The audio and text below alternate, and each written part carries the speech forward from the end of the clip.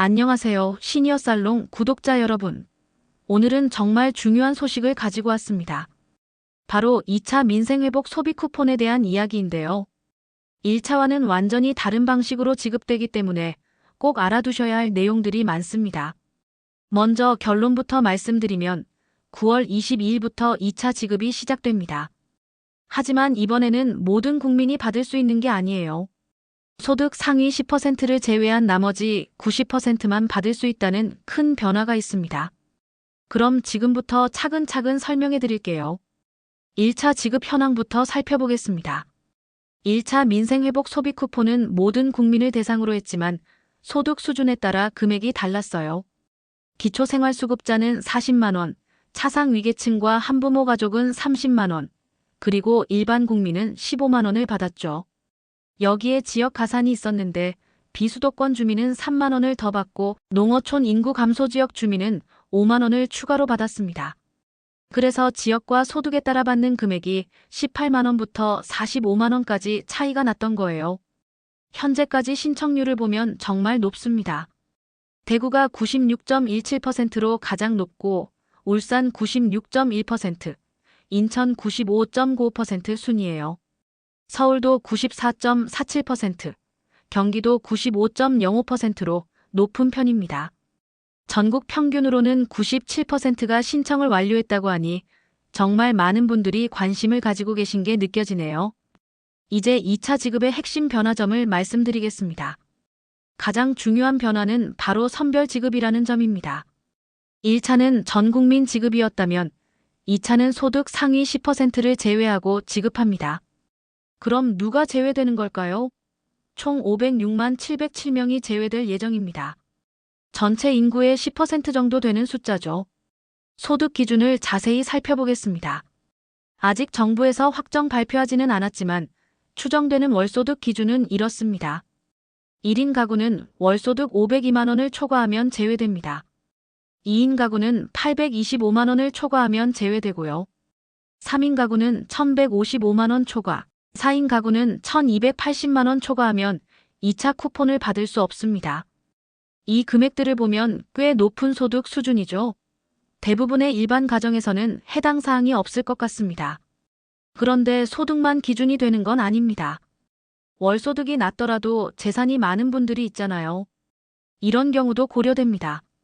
첫째, 재산세 과세표준 합산 12억 원을 초과하는 주택을 보유한 경우입니다.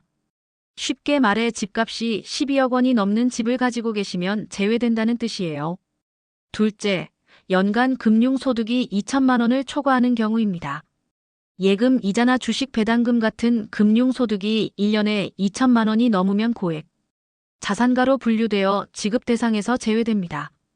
이 두 조건 중 하나라도 해당되면 월소득이 낮아도 쿠폰을 받을 수 없어요. 2차 지급 금액과 총 혜택을 정리해 드릴게요.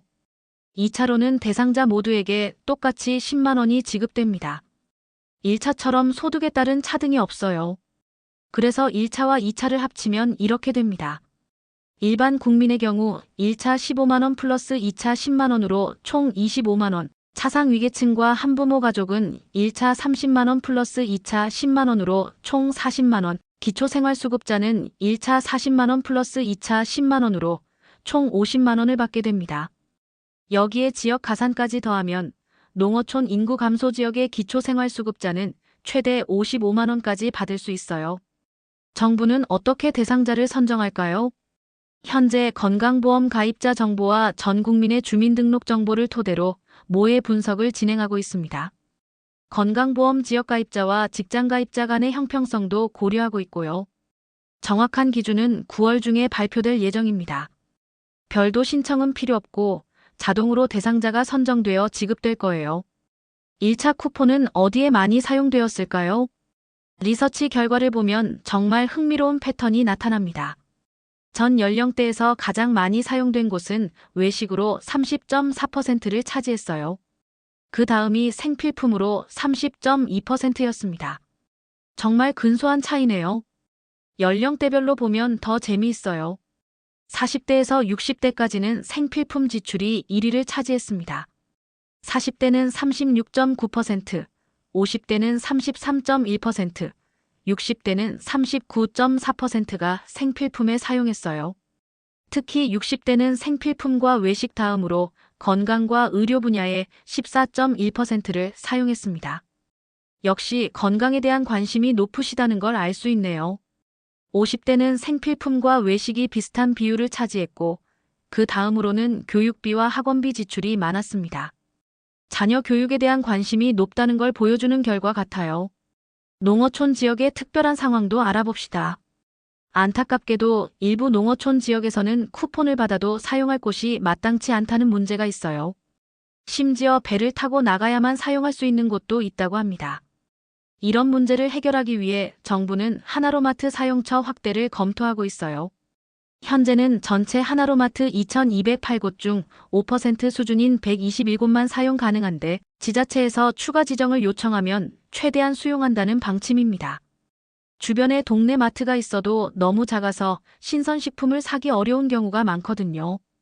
고기나 채소, 과일 같은 것들 말이에요.